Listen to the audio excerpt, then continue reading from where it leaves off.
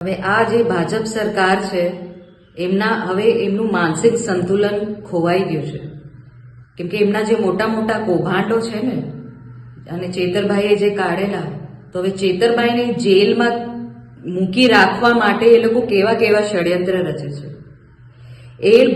આ સરકાર જે ગાંધીનગરમાં બેઠી છે એ ભૂલી ગઈ છે કે એમને જનતાએ કેમ ચૂંટીને મોકલ્યું છે.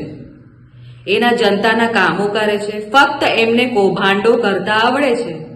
મનરેગાના કૌભાંડો હોય, શિષ્યવૃત્તિના કૌભાંડો હોય, બસ કરોડોમાં કૌભાંડો કરીને કેવી રીતે પોતાના ખાતા ભરે અને વિદેશોમાં મિલકતો વસાવે, આ બીજેપીની સરકાર અને એમના કાર્યકર્તાઓ મંત્રીઓને એટલું જ આવડે છે.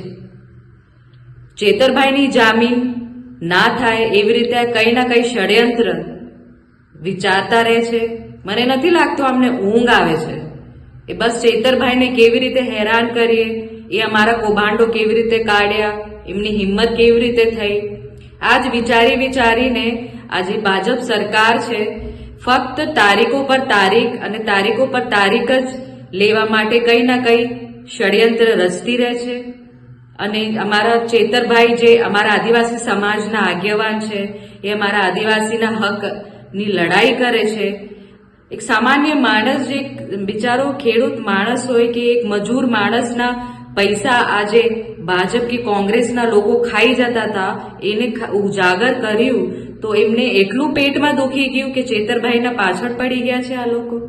એમને તો શરમ આવી જોઈએ કે આજને તો કાલે એમનો પણ ભાંડો ફૂટશે અને એ લોકો પણ જેલમાં જશે, ત્યારે એમને કોણ બચાવવામાં આવશે? આટલા ચેતરભાઈ તો ચેતરભાઈને તો ખોટી રીતે ગુનો ના કર્યું હોય અને એવી રીતે એમને જેલમાં પૂરવામાં આવ્યું છે, ખોટા કેસીસ કરેલા છે. અને જે મર્ડરર્સ છે, રેપિસ્ટ છે, બુટલેગર્સ છે, જે કૌભાંડો કરેલા છે, એ લોકોને એક બે દિવસમાં જામીન મળી જાય છે. આ કેવું ન્યાયતંત્ર છે? તો આ ન્યાયતંત્રના ખિલાફ આ સમાજ ઉઠે.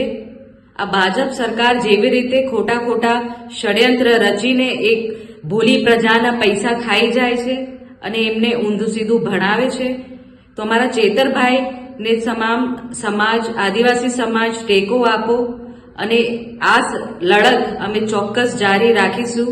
અને ચેતરભાઈને ન્યાય મળે, અમે ચોક્કસથી આ લડત જારી રાખીશું.